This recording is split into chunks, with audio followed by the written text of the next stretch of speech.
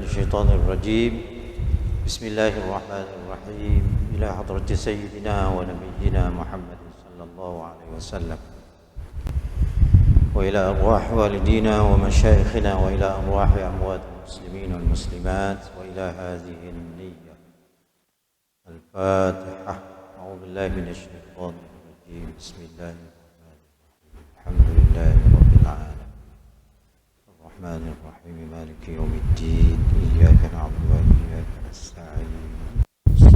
مستقيم صراط الذين أنعمت عليهم غير المغضوب عليهم ولا الضالين.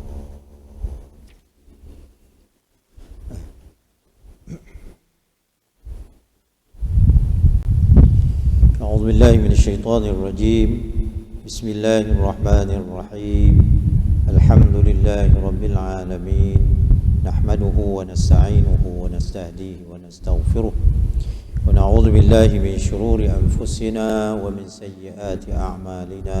من يهده الله فلا مضل له، ومن يضلله فلا هادي له. والصلاة والسلام على سيدنا محمد المبعوث رحمة للعالمين، وعلى آله وصحبه ومن اهتدى بهديه واستنى سنته إلى يوم الدين. رب اشرح لي صدري ويسر لي أمري واحلل عقدة من لساني يفقهوا قولي. رب يسر ولا تعسر وتمم الخير. Mulia Tuan Imam, Tuan Bilal, pengurusi ahli-ahli jawatan kuasa masjid, para jamaah yang dirahmati Allah sekalian. Alhamdulillah, syukur pada Allah Subhanahu wa taala kerana telah berikan peluang dan kesempatan pada kita malam ini untuk kita hadir ke rumah Allah Subhanahu wa taala. Mudah-mudahan kehadiran kita mendapat rahmat dan keampunan dari Allah Subhanahu wa taala. InsyaAllah malam ini kita akan sambung perbincangan kita berkaitan dengan surah Nuh, Suratul Nuh, berpandukan kitab Tafsir Al-Munir, terjemahan juzuk yang ke-29. Surah Nuh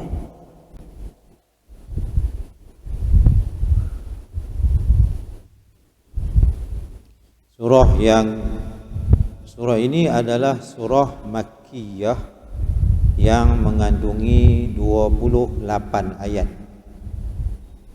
Surah Makkiyah seperti mana yang kita faham sebelum ini, surah yang diturunkan sebelum hijrah Nabi sallallahu alaihi wasallam. Jadi ciri-ciri surah Makkiyah ialah surah yang menekankan tentang persoalan akidah, keimanan, kepercayaan, tauhid, menolak penyembahan patung dan berhala, perkara yang berkaitan dengan kewujudan dan kekuasaan Allah Subhanahu wa taala. Surah ini, nama surah ini dinamakan sebagai surah Nuh. Maknanya sempena dengan nama Nabi Nuh alaihi salam. Mengambil sempena nama Nabi Nuh dan kisah baginda bersama kaumnya dari peringkat permulaan dakwah sehinggalah berlakunya bencana dan banjir yang besar.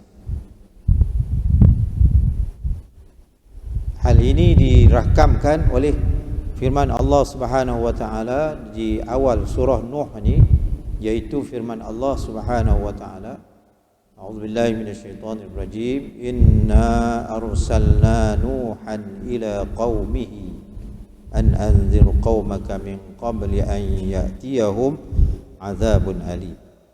Jadi ada sebut nama Nabi Nuh. Jadi diambil nama tu bersempena dengan nama Nabi Nuh dalam surah ini. Apalagi dia menceritakan tentang kisah Nabi Nuh.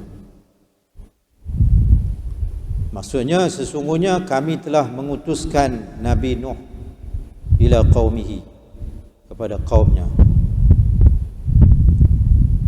Surah Nuh ayat 1, iaitu surah yang ke-71 ayat 1. Kemudian seperti mana biasa tuan-tuan, bila kita baca kitab tafsir Al-Munir ni, dia akan menyebutkan tentang kaitan surah yang kita akan baca ni dengan surah yang sebelumnya, iaitu surah Al-Ma'arij, seperti mana yang kita baca sebelum ni.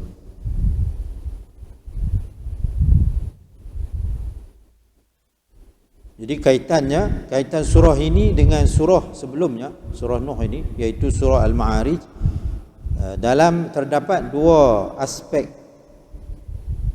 yang berkesinambungan. Maknanya ada kaitan, topik yang sama ataupun persoalan yang sama dalam surah ini dengan surah sebelumnya, iaitu yang pertama, persamaan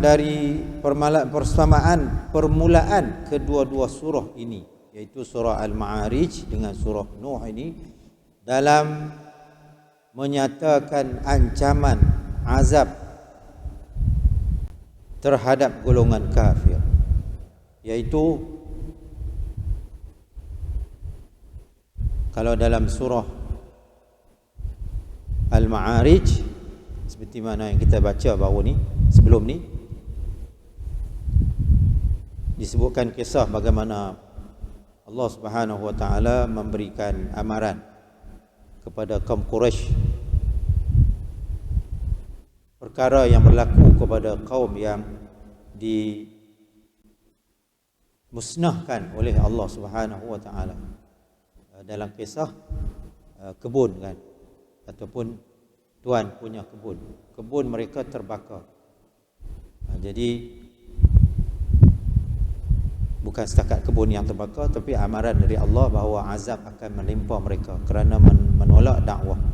Itu dalam surah Al-Ma'arij. Dan dalam surah Nuh ini berkaitan dengan kaum Nabi Nuh lah, yang mendustakan ataupun tidak menerima dakwah Nabi Nuh alaihi salam. Jadi sama kan, kalau kita tengok dalam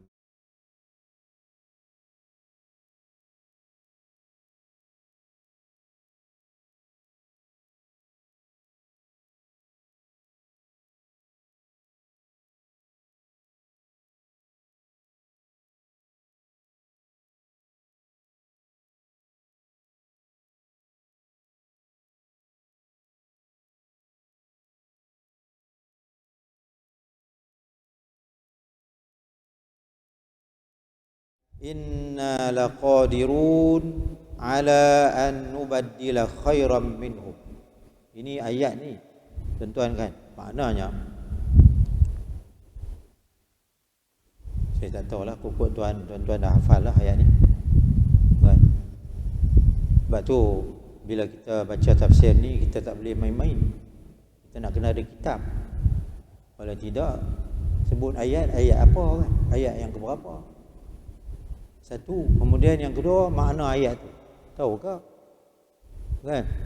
Jadi kita nak kena pegang buku, pegang kitab, pegang Quran sekurang-kurang, baru kita boleh nampak. Lainlah kalau kita ni memang dah hafal kan, kita hafal, sebut sekali pun dah boleh tangkap dah kan, dah boleh faham. Kalau tidak, memang kita, macam mana kita nak kaitkan ayat yang sebelum dengan ayat yang dalam surah ni, seperti mana yang saya sebut tadi. Persamaan aspek yang pertama tadi saya tak sebut ayat, tapi dia sebut ayat yang mula-mula lah kan. Kalau dalam surah Nuh, ayat mula-mula, inna arsalna nuhan ila qaumihi an anzir, perkataan an anzir tu maknanya memberi amaran. Nazir, an anzir qaumaka min qabli an ya'tiyahum azabun alim. bukan kata kita ambil dia punya mafhum saja kan. Tapi kalau boleh kita tahulah ayat mana kan yang kata azab tu, mana ayatnya. Contoh dalam ayat yang kedua ni ataupun aspek yang kedua ni, inna laqadirun ala an nubaddila khairam minhum, ayat 40 dan 41. Maksudnya sesungguhnya kami benar-benar maha kuasa untuk menggantikan mereka. Kami ini maknanya Allah Ta'ala lah, menggantikan mereka dengan umat yang lebih baik daripada mereka. Ayat 40 hingga ayat 41. Itu dalam surah Al-Ma'arij. Surah Nuh, dalam surah Nuh yang kita nak baca ni, Allah susuli pula dengan memaparkan kisah kaum Nuh alaihi salam, kaum Nabi Nuh alaihi salam yang ditenggelamkan kecuali yang beriman, dan mereka kemudian digantikan dengan golongan yang lebih baik.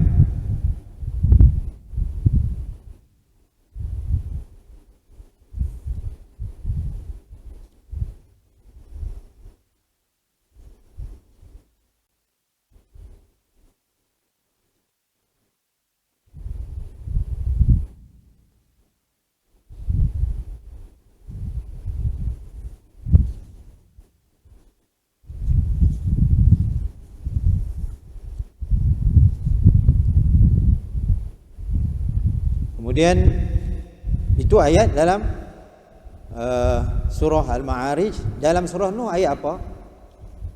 Dalam surah Nuh ayat yang ke 25. Ayat yang ke 25. Mimma khati'atihim ughriqu, daripada kesalahan-kesalahan yang mereka lakukan.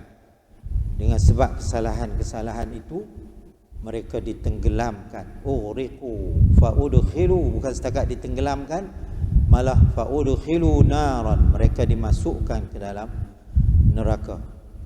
Dan falam yajidu lahum min dunillahi ansara, dan mereka tidak akan mendapat ataupun mendapati bagi mereka pertolongan ataupun bantuan selain daripada Allah Subhanahu wa taala.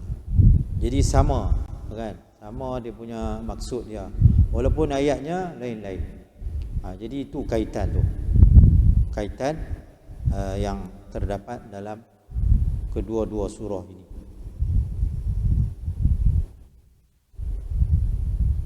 Ganti dengan golongan yang lebih baik. Ada juga dalam surah lain Allah sebut memang Allah akan gantikan. In tatawallaw yastabdil, hampir sama kan maksud dia. Wa in tatawallaw yastabdil qauman ghairakum thumma la yakunu amsal. So dia sama aja, walaupun ayat dia sedikit berbeza kan, tapi dalam surah lain. Wa in tatawallaw, jika sekiranya kamu berpaling. Paling ni maksudnya tak mau ikutlah,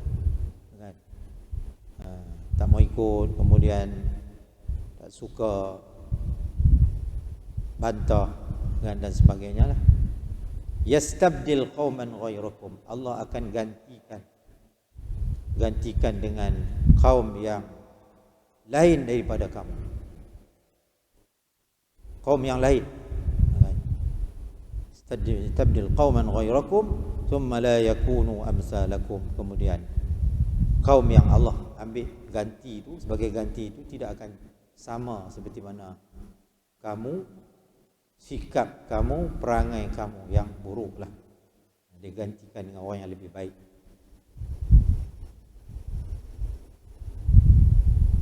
Jadi paparan peristiwa tersebut dalam kitab kita ni tuan-tuan, peristiwa yang Allah sebut tu menjadi sandaran dalil, dan juga sandaran dalil maksudnya bukti lah kan, bukti yang kita boleh pegang, bukti yang kita boleh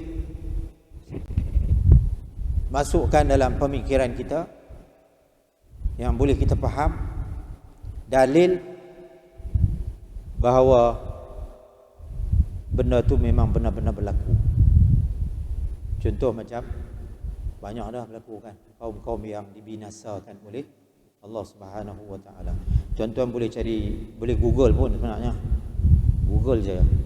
Kaum-kaum yang tajuk dia, ayat dia, kaum-kaum yang dibinasakan oleh Allah. Ada satu buku kan yang saya tahu lah, selain pada Al-Quran, ada satu buku yang ditulis oleh penulis daripada Turki, tak silap saya, sudah diterjemahkan dalam bahasa Melayu. Boleh Google ya. Kaum-kaum yang dibinasakan oleh Allah, di bawah tu disenaraikan, cerita secara detail mengapa mereka dibinasakan, digantikan kaum yang lain. Antaranya kaum Nabi Nuh ditenggelamkan, kaum Samud, kaum Ad kan. Banyak. Itu semua disebut dalam surah-surah yang mudah yang selalu kita baca, antaranya juzuk Amma. Juzuk Amma. Irama dzatil imad kan. Wal fajri wa layalin an yaba. La uqsimu bihadzal baladi wa anta hillu bihadzal balad wa walidin wa ma walad. Laqad khalaqnal insana fi kabad. Ayahsabu an lan yaqdiru alayhi ahad, yaqulu ahlaktu malan lubada ayahsabu an lam yarahu ahad. Dalam surah-surah yang lain juga ada disebut allati lam yukhlaq mithluha fil bilad wa samud alladhina jabus sakhra bil wad. Okey. Dan juga mengisbatkan ni maksudnya menetapkan maklumat. Maksudnya maklumat yang kita dapat daripada yang diberitahu oleh Allah dalam Quran ni memang sabit lah, memang wujud, memang ada dan tidak boleh dinafikan. Boleh tengok dalam sejarah yang hari ni orang ambil video pula kan. Kalau tak percaya, pergi tengok sendiri kan. Tengok bagaimana bumi ataupun tanah yang ditenggelamkan, macam contoh laut mati kan. Pergilah tengok di Jordan ke, Tasik Qorun, yang orang kata Tasik Qorun tu kan. Apa lagi binaan-binaan yang tinggi, hebat kan, jadi sejarah adalah ni, jadi sejarah. Itu semua sabit lah. Kalau orang Melayu kata sabit, isbat ni bahasa Arab lah kan, maksudnya yang memang terbukti. Apa yang nak dibuktikan? Makluman mengenai kuasa untuk menggantikan, seperti mana yang Allah Ta'ala sebut dalam Al-Quran tu, ala an nubaddila amsalakum. Yang kata Allah Ta'ala kuasa, yang berkuasa untuk gantikan tu, yang menggantikan kaum yang sebelum itu. Contoh macam Fir'aun kan. Fir'aun, Laut Merah. Allah kata Fir'aun ditenggelamkan dalam Laut Merah. Kita bacalah surah banyak kan yang sebut cerita bahawa bagaimana Fir'aun ditenggelamkan. Sebagai satu cara Allah Ta'ala gantikan.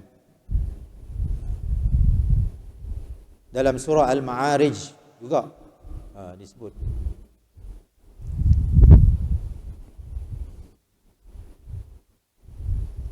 Kisah Fir'aun, kisah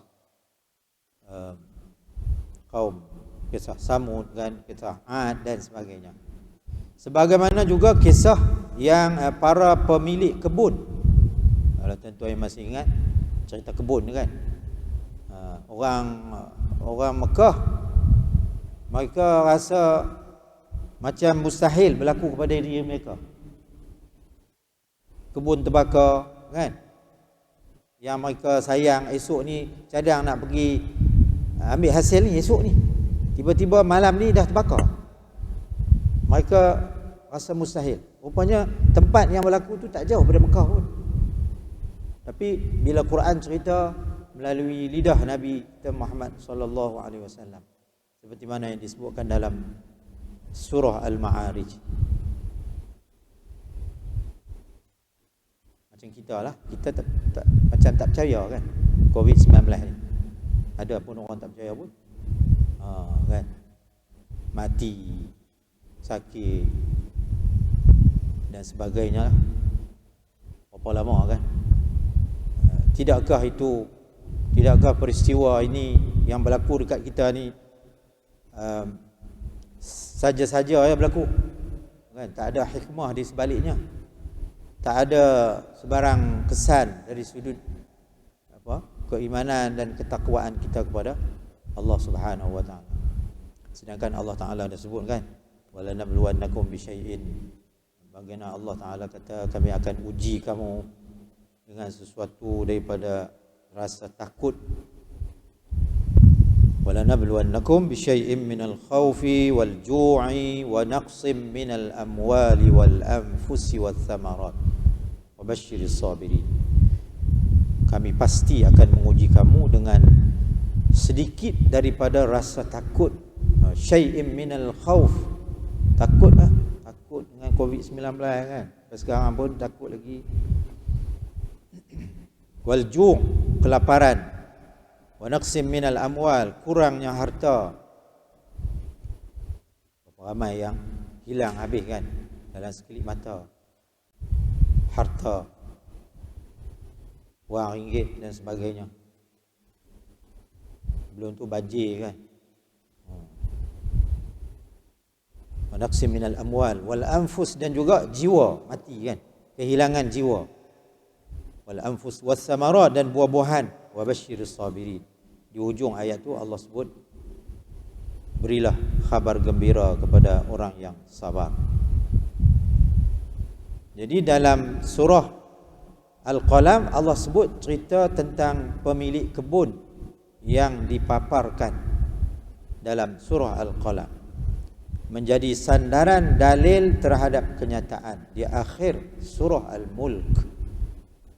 Satu lagi dia tak sebut ayat. Suratul Mulk, tabarakalladzi biyadihil mulku, biyadihil mulku wa huwa ala kulli syai'in qadir. Ayat mana? Tuan buka balik kalau bagi siapa yang ada kitab. Ayat berapa? Suratul Mulk yang menceritakan lebih kurang sama lah, iaitu ayat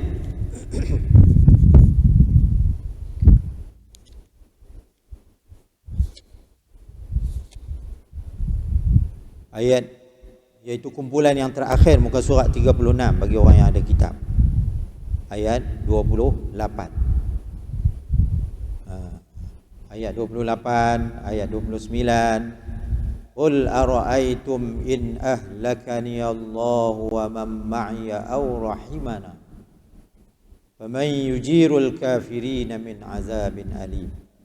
Kalau dalam surah Al-Qalam itu cerita tentang binasanya kebun, berlaku sekelip mata, satu benda yang tak masuk akal kan, tapi berlaku dengan izin Allah Subhanahu wa taala. Dalam suratul Mulk Allah sebut, qul ara'aytum, katakanlah wahai Muhammad, in ahlakani Allahu wa man ma'iya aw rahimana.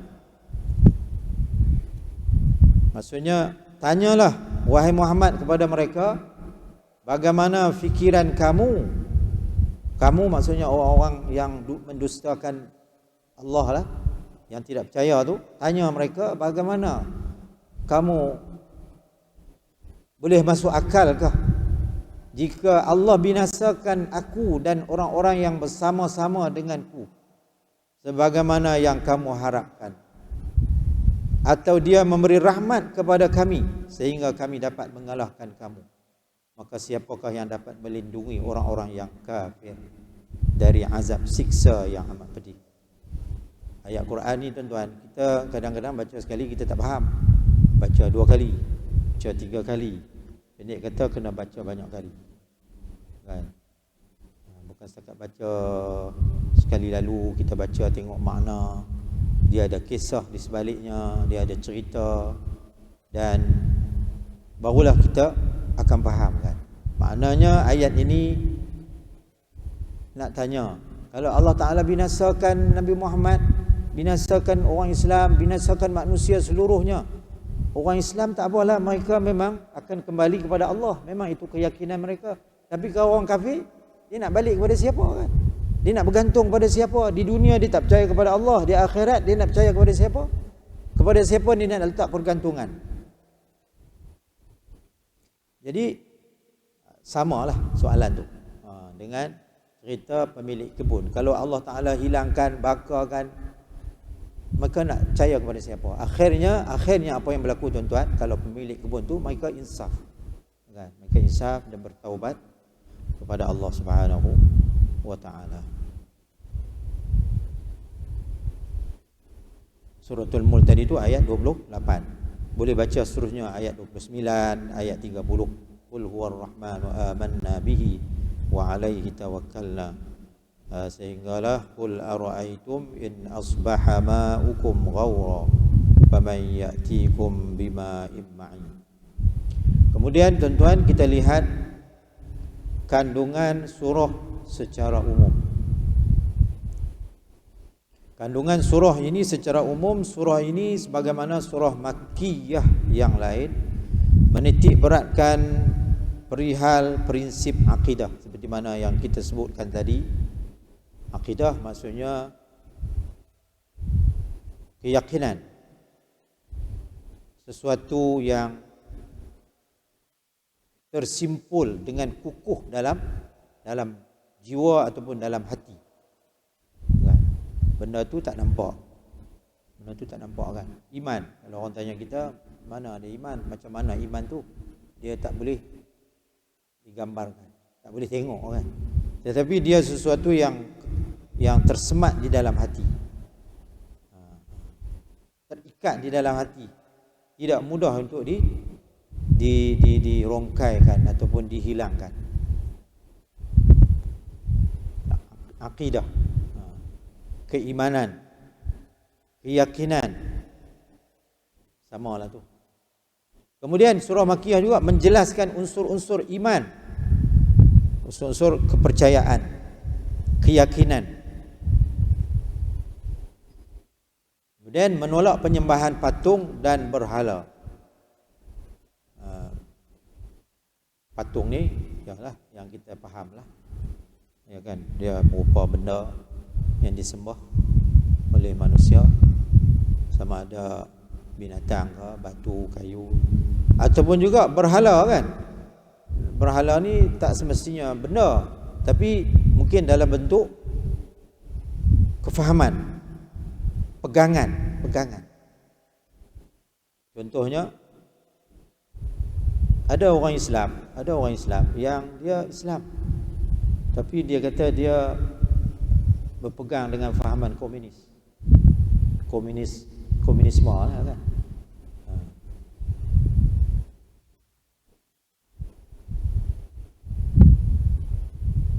Komunis ni tak percaya kepada Tuhan kan, tak percaya pada qada dan qadar Allah Subhanahu wa Ta'ala, tapi dia Islam kan. Jadi maknanya kalau dia mengaku dia Islam, tapi dalam masa yang sama dia percaya kepada komunisme kan. Tak semua benda ni ditentukan oleh Tuhan, oleh Allah. Lagi dahsyat kalau dia kata Tuhan tu tiada, Tuhan tu tak ada. Itu yang kita kata ajaran sesat tu kan. Menolak penyembahan patung dan berhala, serta mengemukakan dalil kewujudan, keesaan dan kekuasaan Allah Subhanahu wa Ta'ala. Kemudian surah ini dimulai dengan keterangan bahawa Allah Subhanahu wa Ta'ala mengutuskan Nabi Nuh alaihi salam kepada kaumnya. Mula, inna arsalna Nuhan ila qaumihi an anzir qaumaka min qabli an ya'tiyahum azabun alim. Baginda Nabi Nuh berusaha memberi peringatan kepada kaumnya. Dalam ayat tu pun disebut an anzir tu, peringatan. amaran. Di samping mengajak mereka meninggalkan perbuatan dosa supaya Allah Subhanahu wa taala memberi keampunan. Pertama, memberi keampunan. Kalau meninggalkan perbuatan dosa, Allah Taala akan, yang pertama, berikan keampunan. Yang kedua, mengurniakan harta dan zuriat kepada mereka. Lebih dari itu, maksudnya yang ketiga lah, diberikan kepada mereka pelbagai jenis syurga yang terdapat di dalamnya sungai-sungai yang mengalir. Tapi yang berlaku ialah mereka enggan menyahut seruan dakwah Nabi Nuh, seruan dakwah baginda. Malah mereka tidak bertindak melampau dalam kesesatan dan menderhaka secara berterusan. Ini boleh kita rujuk dalam ayat inna arsalna nuhan ila qaumihi an anzir qaumaka min qabli an ya'tiyahum azabun alim. Itu antara kandungan umum. Kemudian Allah Subhanahu wa ta'ala memerintahkan mereka agar mencari dalil kewujudan, keesaan dan kekuasaannya, yakni kekuasaan Allah.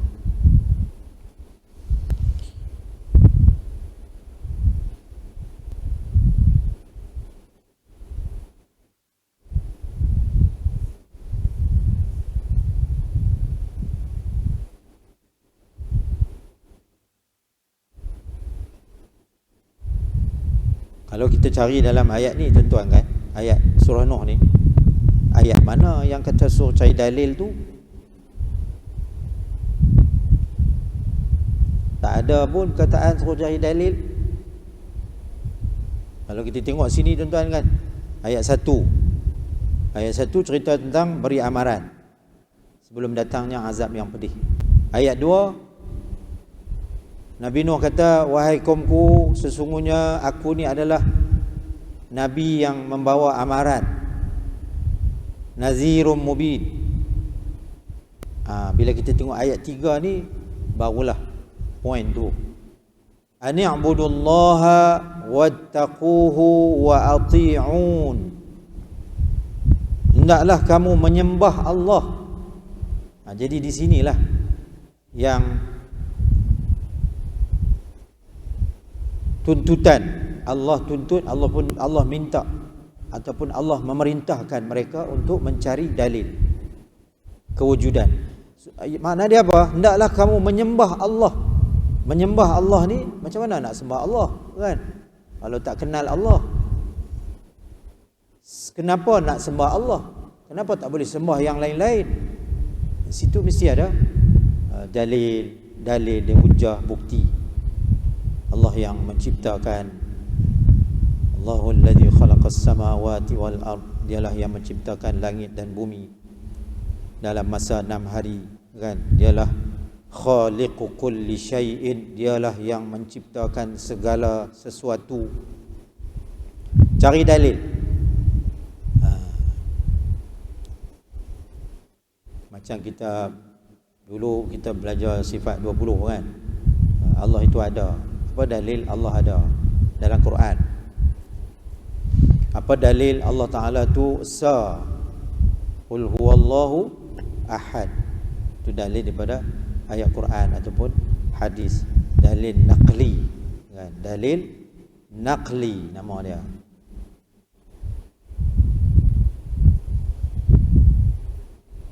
Allahus Samad, kan? Lam yalid wa lam yulad.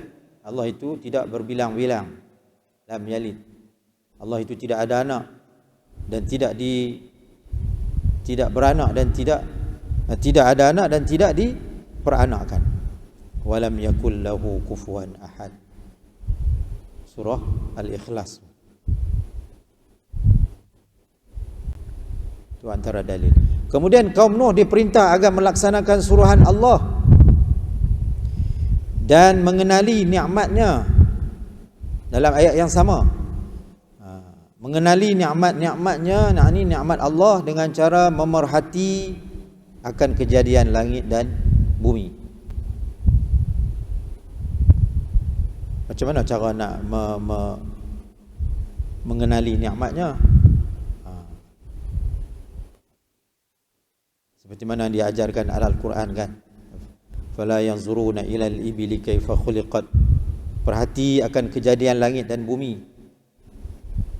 Awalam yanzuru ila samai kaifa banainaha. Banyaklah ayat-ayat.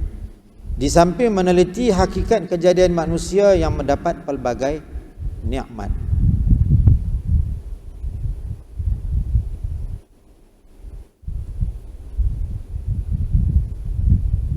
Jadi ada dalam ayat yang ketiga tu. Ayat yang ketiga. Ani'budullah, hendaklah kamu mengabdikan diri kepada Allah, wattaqu, bertakwa kepadanya, wa ati'un, dan taat kepadanya. Kemudian lagi dia kata nikmat hidup senang di dunia yang terbentang luas, di samping memanfaatkan segala hasil mahsulnya, khazanah dan bahan galian yang tersimpan di dalam perut bumi. Semuanya disebut dalam ayat-ayat, dalam ayat Al-Quran lah. Mereka bebas berjalan di merata pelosok bumi serta merentas jalan-jalan yang luas.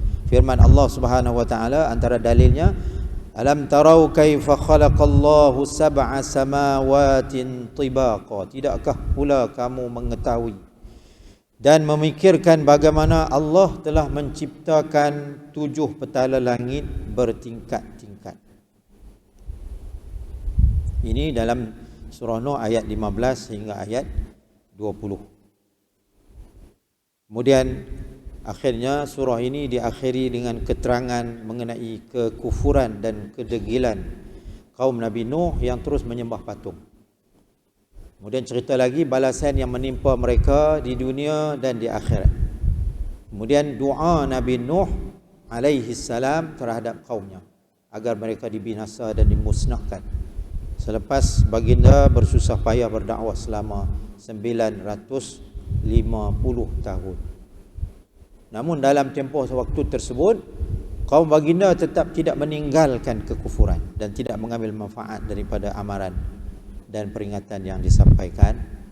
Ayatnya ditegaskan oleh firman Allah, qala nuhur rabbi innahum asawni wattaba'u man lam yazidhu maluhu wa waladuhu illa khasar. Ayat 21 hingga ayat 28. Jadi bila kita tengok ni tuan-tuan kan, secara umumnya kalau ada orang tanya surah Nuh ni apa dia isi kandungan dia? Ini antara isi kandungan surah Nuh. Kemudian barulah kita tengok dia punya ayat ni secara satu persatu tuan-tuan. Kita tengok pengutusan Nabi Nuh alaihi salam kepada kaum baginda. Kita baca dulu ayat ni tuan-tuan, saya baca, tuan-tuan ikut. A'udzu billahi minasy syaithanir rajim.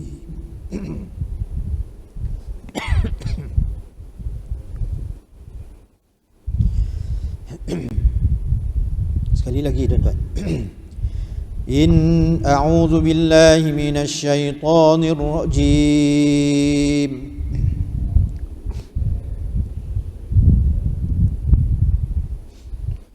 Inna arsalna Nuhan ila qaumihi an anzir qaumak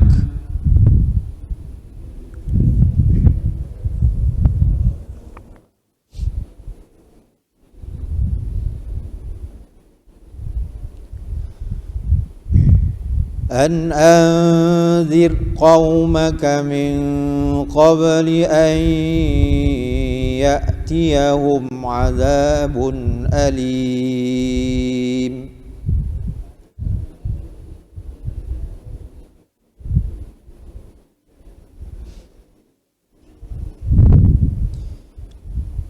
قال يا قوم إني لكم نذير مبين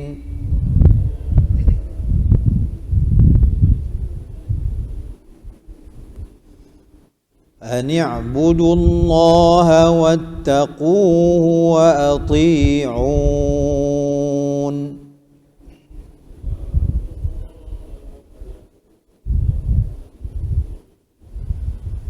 يغفر لكم من ذنوبكم ويؤخركم إلى أجل مسمى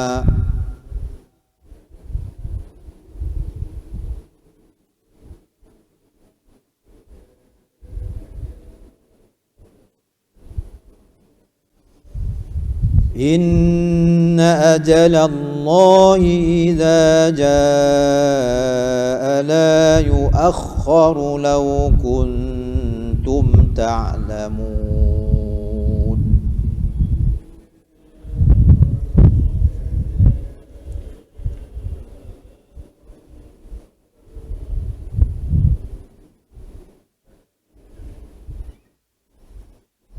Kita tengok hukum tajwid sikit. Inna arsalna Nuhan ila qaumi. Inna, nun yang bersabdu tu dengung lah kan, wajibul ghunnah, dua harakat. Inna arsalna, alif yang mati huruf mat bertemu dengan hamzah, mat jaiz munfasil kan. Kita baca tadi 4 harakat. Riwayat Tariq Syatibi. Kalau yang baca 2 tu Tariq Al-Jazari. Kalau tuan-tuan nak baca 2, kalau orang tanya sebab apa baca 2, saya baca mengikut Tariq Al-Jazari. Al-Jazari ni siapa? Al-Jazari ni Imam Muhammad Ibn Al-Jazari. Berdasarkan panduan yang disebut dalam bacaan, kaedah bacaannya. Kalau baca 4 harakat mad jaiz munfasil itu Tariq Asy-Syatibi, Imam Asy-Syatibi. Dalam bacaan Quran pun ada juga imam dia kan. Kemudian arsalna ra situ ra tebal lah kan, ra tebal. Arsalna na man asli, Nuhan nu makna asli juga, Nuhan ila, tanwin bertemu dengan hamzah kan, tanwin bertemu dengan hamzah, tak dengung lah, izhar halqi. Ila man asli, 2 harakat semua tu. Qaumihi, qaw tu lin lah kan. Qaumihi an, situ ada tanda panjang. Hasilah tu panggil dia hasilah kan. Kita kata ha simpui kan, mati bertemu dengan hamzah, itu jadi nama dia mad silah tawilah, mad silah tawilah.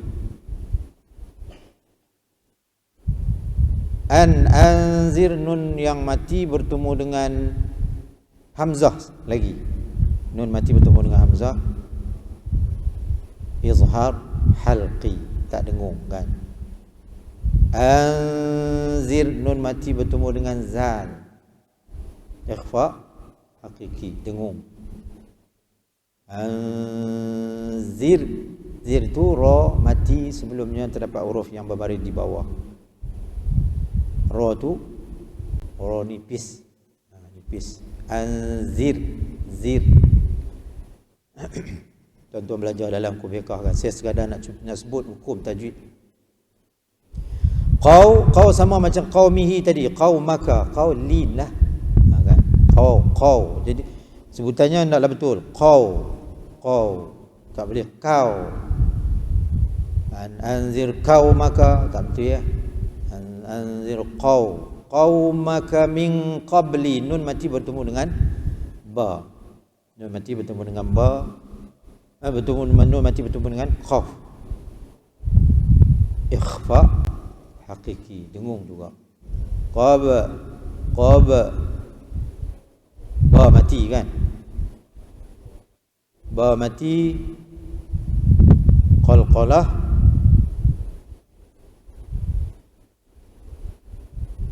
sughra,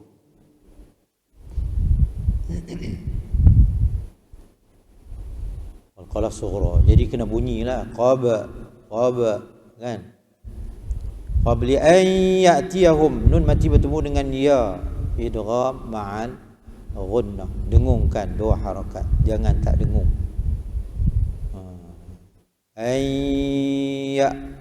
Ya'tiyahum azabun alim, ya'tiyahum azab, mim mati bertemu dengan ain, situ tak dengunglah. Izhar syafawi, tak apa, tak tahu nama pun tak apa, yang penting baca betul. Kan, kalau tak tahu nama, aku tak tahu nama, tak tahu baca terus ya. Jangan macam tu kan. Baca juga, baca tetap kena baca kan, yang penting betul.